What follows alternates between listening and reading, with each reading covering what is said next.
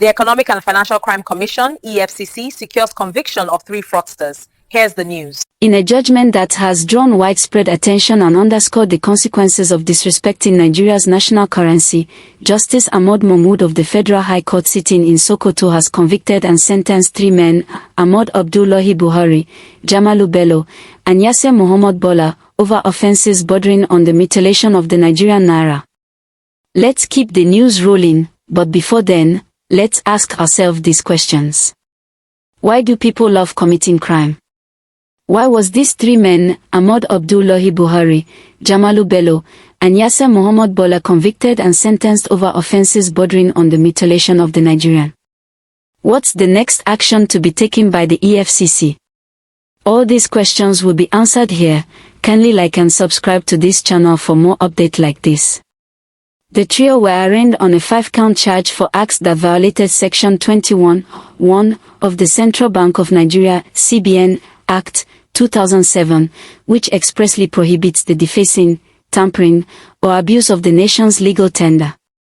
In open court, the defendants pleaded guilty to all the charges, effectively admitting to conduct that authorities say undermines the dignity and economic integrity of the naira.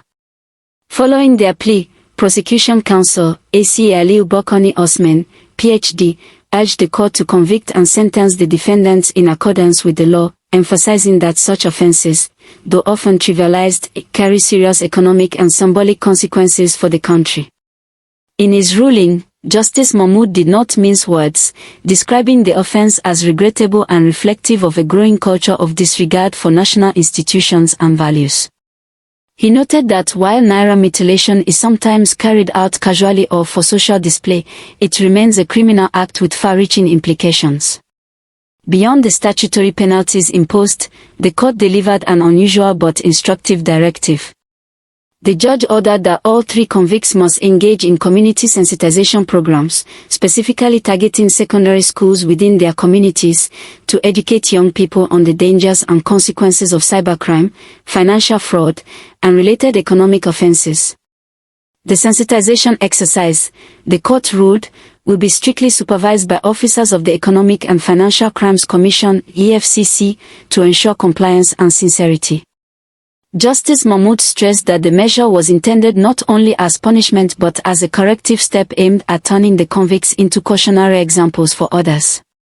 Legal observers described the sentence as both symbolic and sobering, noting that it sends a strong warning to the public that economic crimes, no matter how minor they may appear, will attract legal consequences.